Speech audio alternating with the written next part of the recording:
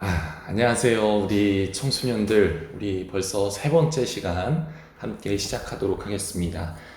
여러분 뭐라고 했죠? 창세기 1장과 2장에서 하나님의 나라가 세워졌어요. 그런데 창세기 3장에서 하나님 나라가 모두 다 파괴되고 무너집니다.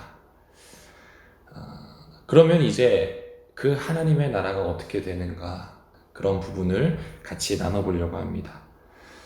성경은 인간의 죄가 결코 가벼운 것이 아니다. 계속해서 이야기해요.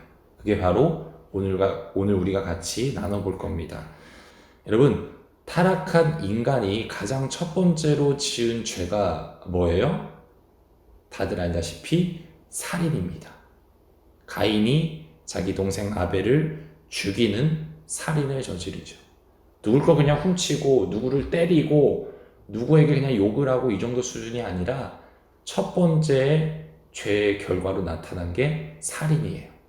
무슨 말이냐? 성경은 죄가 이만큼 심각한 거다라는 것을 이야기해요. 자, 4장 4절과 5절 말씀 같이 한번 보겠습니다. 아벨은 자기도 양의 첫 새끼와 그 기름으로 드렸더니 여호와께서 아벨과 그의 제물은 받으셨으나 가인과 그의 제물은 받지 아니하신지라. 가인이 몹시 분하여 안색이 변하니.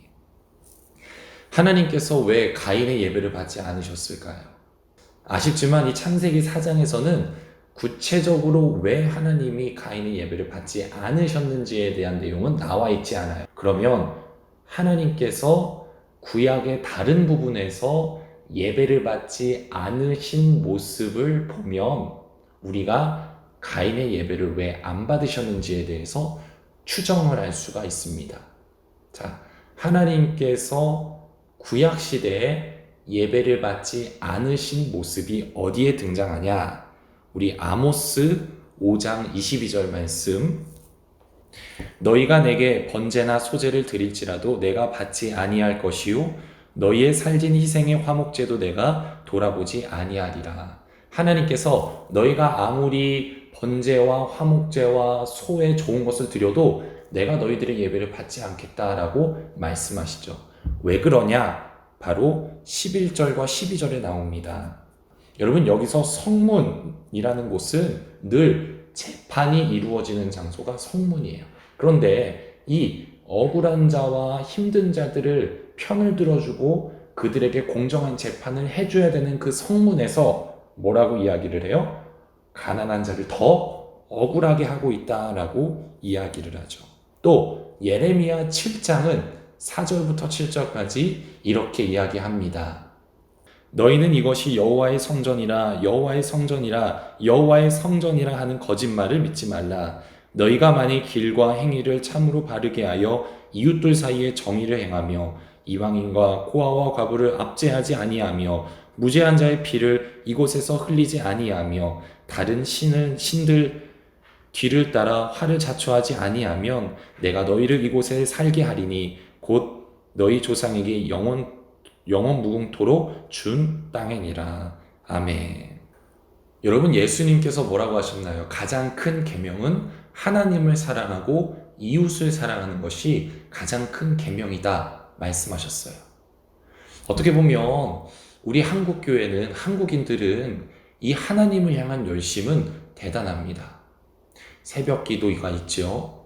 또 매일 말씀 묵상이 있지요. 또 개인 경건 기도가 있지요. 이처럼 우리는 이 하나님을 향한 열심과 하나님을 향한 사랑은 대단하다라는 거죠. 그러면 이웃을 향한 열심은 얼만큼 되냐라는 거예요.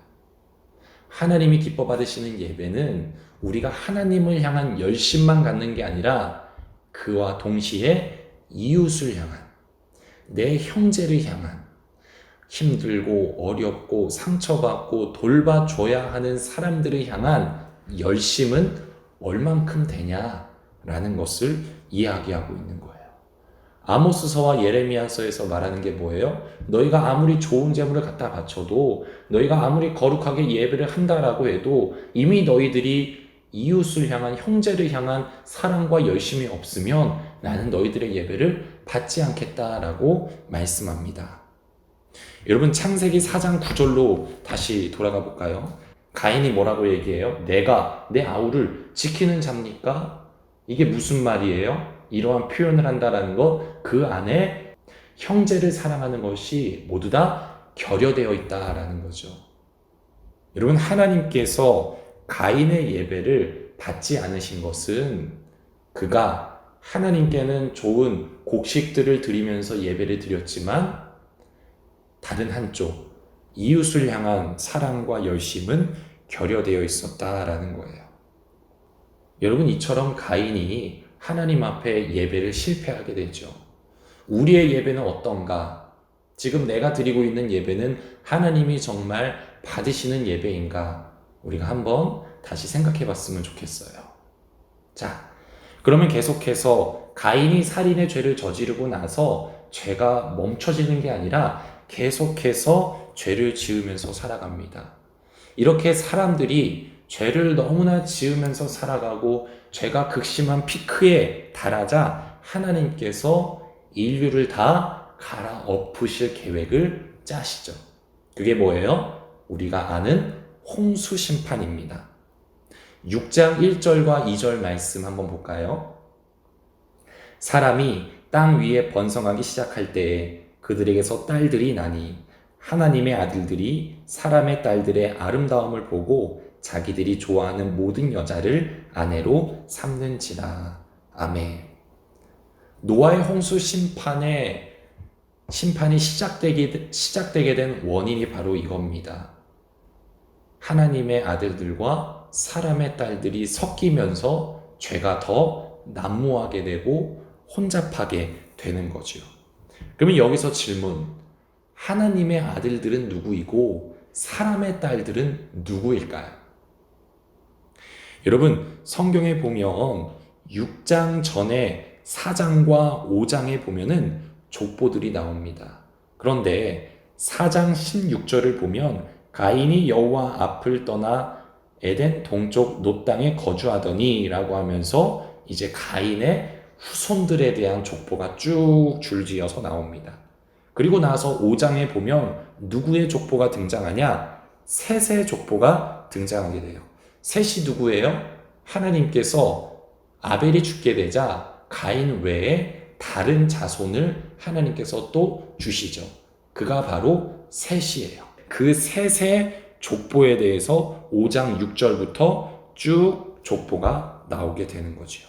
그리고 나서 6장 1절과 2절에서 이야기를 하는 겁니다. 그러면 6장 2절에서 나오는 하나님의 아들들은 누구일까요?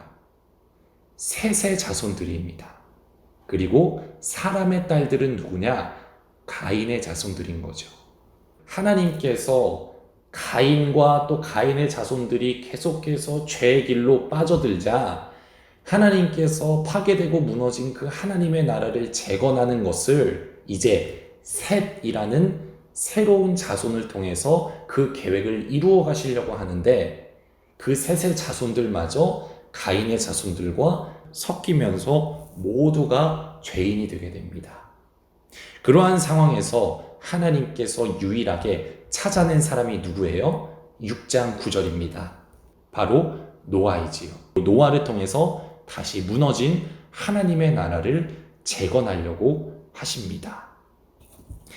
자, 그래서 노아를 통해서 노아의 홍수 심판이 일어나게 되지요.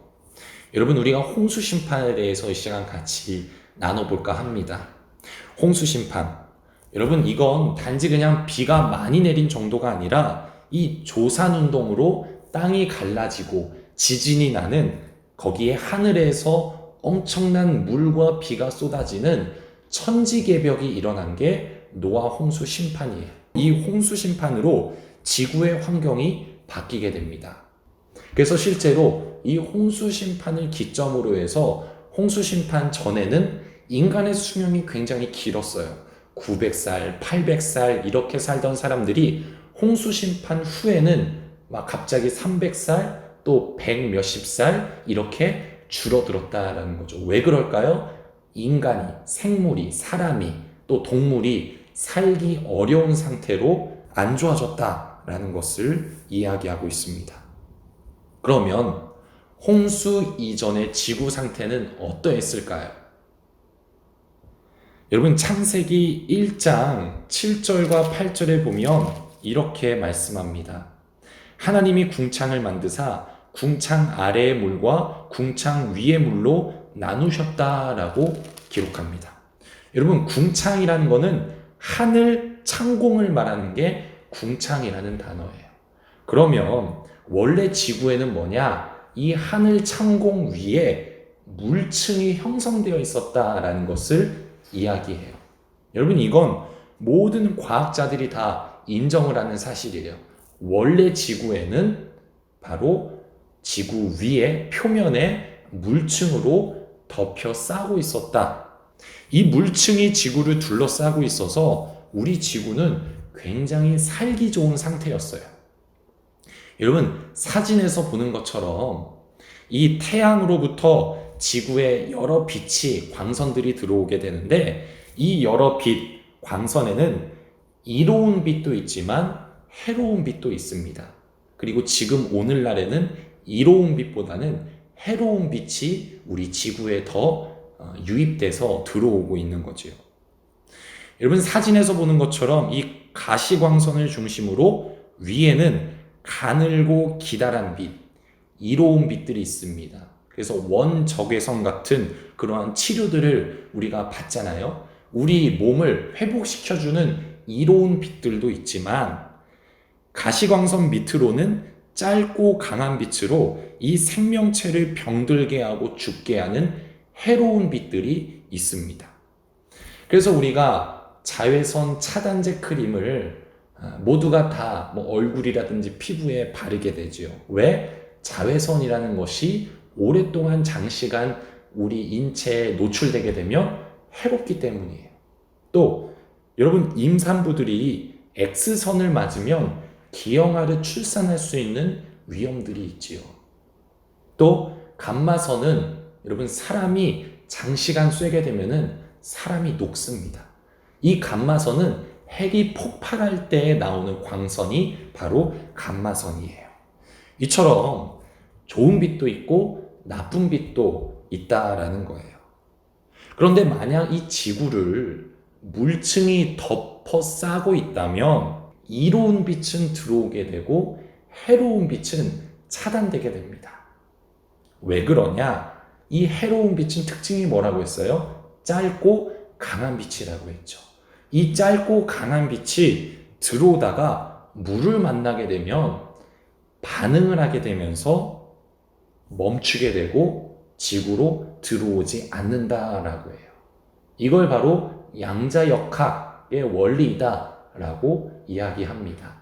지구를 덮고 있는 물층이 그렇게 지구를 감싸고 보호하면서 지구는 가장 좋은 보호를 받는 상태가 바로 태초의 처음 지구의 모습이었다라는 거예요.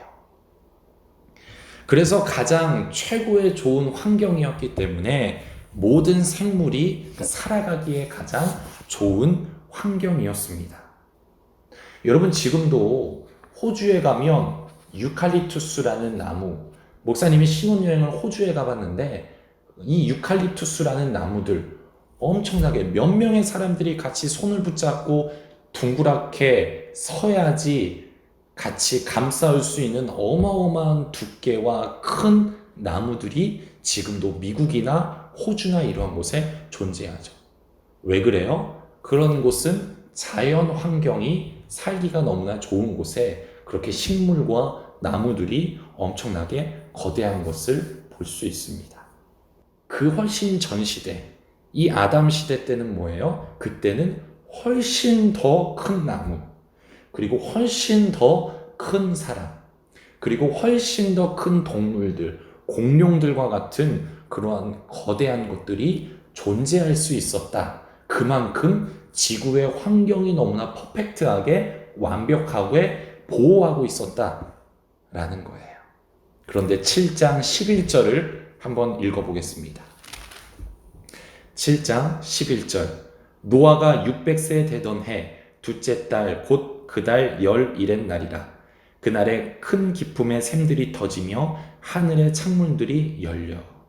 여기서 큰 기품의 샘들이 바로 조산운동, 지진과 화산 폭발과 이러한 일들이 일어나고 하늘의 창문들이 열렸다. 그 물층이 감싸고 있었던 것들이 무너져 내리면서 어마어마한 물들이 쏟아져 내려오고 조산운동이 일어나게 됩니다.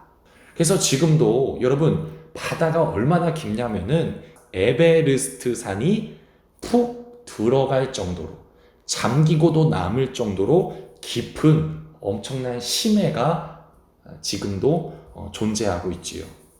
또 여러분 홍수 심판 때 조산운동이 일어났다라는 그 증거가 뭐냐라고 하면 지금도 터키의 아라랏산에는 이 1700m 꼭대기에는 염호가 형성되어 있어요.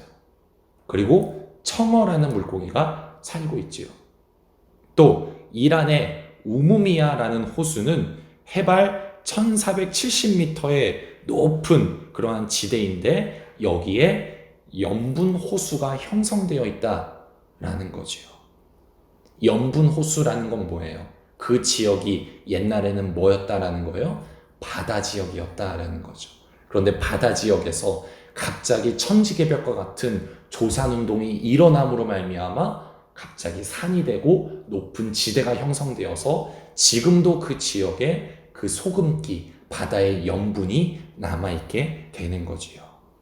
또 여러분 두 번째 증거가 뭐냐라고 하면 석탄과 석유, 유전이에요. 조산운동으로 여러분 대부분의 모든 식물과 동물들이 한꺼번에 지하에 매몰이 돼요. 그리고 오랫동안 압력을 받아서 오늘날 형성된 게 석탄, 그리고 석유인 거죠. 석탄은 뭐예요? 식물들이 갑자기 한꺼번에 어마어마한 양이 매장되어서 형성된 게 석탄. 그리고 석유는 뭐예요? 동물들이 대규모로 한꺼번에 한 곳에 매장이 되어서 장시간 동안 압력이 받아 형성된 게 석유, 유전인 거죠.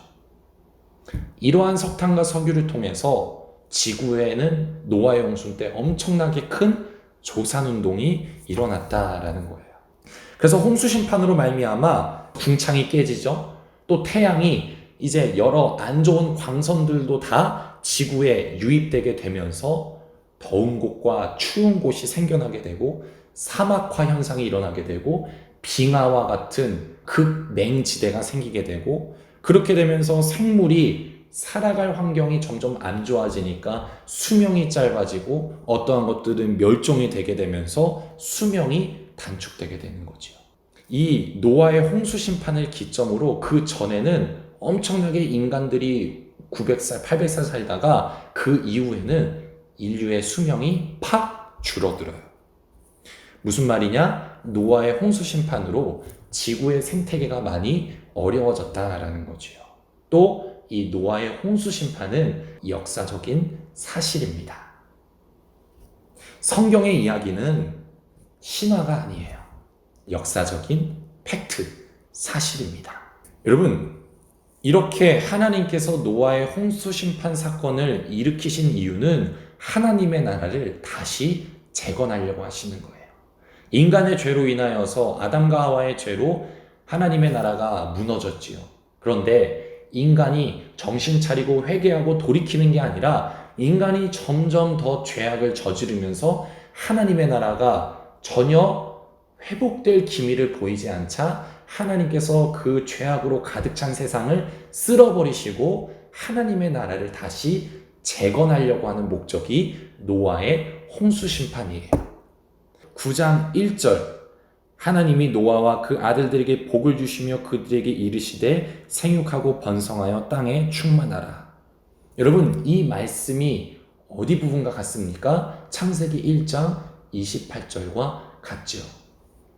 또 창세기 9장 6절 말씀에는 다른 사람의 피를 흘리면 그 사람의 피도 흘릴 것이니 이는 하나님이 자기 형상대로 사람을 지으셨음이니라. 이 말씀은 창세기 1장 27절과 같은 말씀입니다.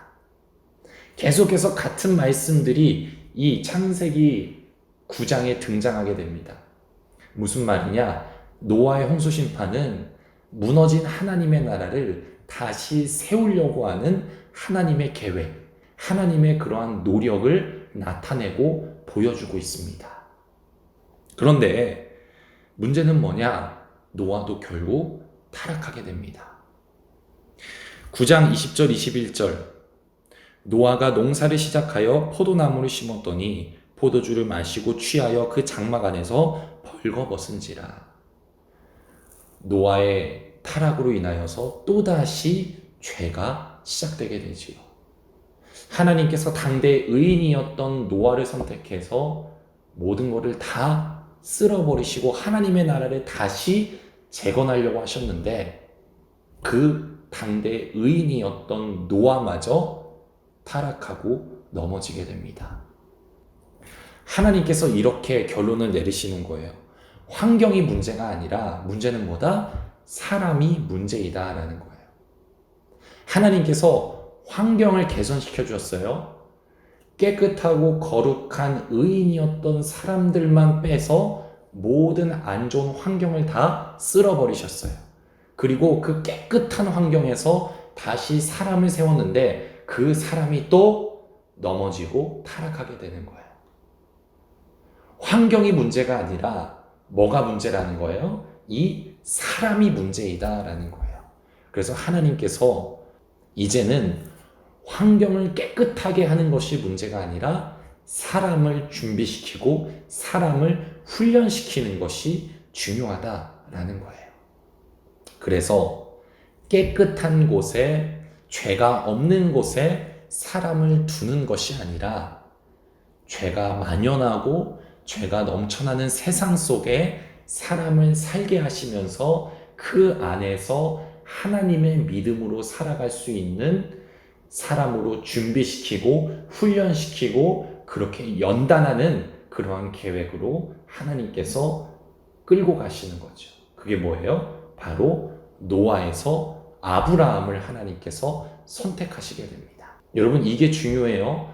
노아는 하나님께서 환경을 개선해서 거기에 두었어요. 그런데 문제가 또 발생하게 되죠.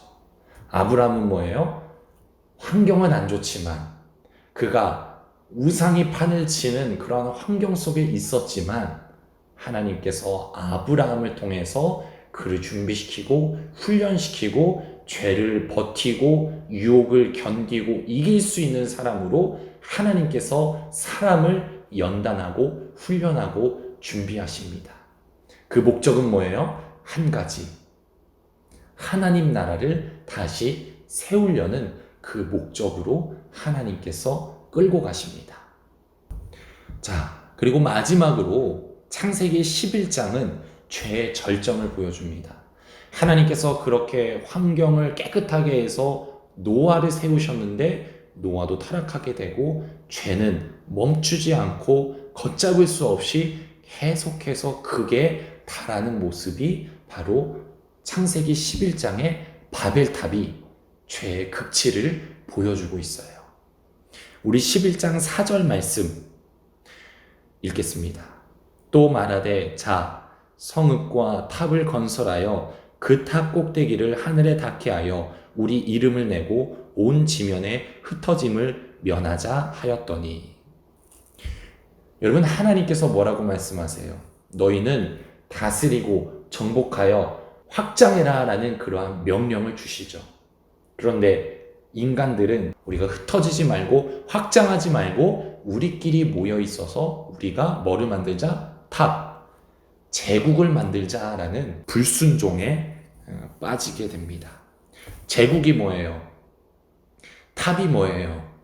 하나님 없이 우리가 살겠다라는 고백이지요. 즉 하나님을 왕으로 여기지 않고 우리가 그냥 우리 스스로 보호하면서 인간이 인간의 왕이 되어서 살아가겠다라는 게 바로 바벨탑입니다. 11장 7절과 8절 말씀에 보면 하나님께서 언어를 혼잡게 해서 모두 다 뿔뿔이 흩어버리시죠. 하나님께서는 제국이 아니라 너희들이 다스리고 정복하고 확장하면서 하나님의 나라를 드러내는 부왕들로 살아가면서 오직 하나님만을 의지하면서 살아가라 라는 그러한 메시지를 나타내고 있습니다. 여러분, 우리가 오늘은 창세기 11장까지 함께 나눠봤는데요. 인간은 계속해서 죄를 저지르고 또 끝없는 타락의 길로 극에 달하게 됩니다. 하지만 동시에 하나님은 포기하지 않으시고 하나님의 나라를 회복하시려는 그 노력과 애씀을 행하고 계시다라는 것을 우리가 볼 수 있습니다. 성경은 무슨 이야기냐? 하나님 나라에 대한 이야기이다라는 것을 계속해서 우리가 기억해야 합니다. 우리 그러면 오늘도 함께 나눠본 것 읽어보고 또 여러분들 함께 나눈 성경 구절들 밑줄 치고서 우리 다음 시간에 함께 만나도록 하겠습니다. 안녕.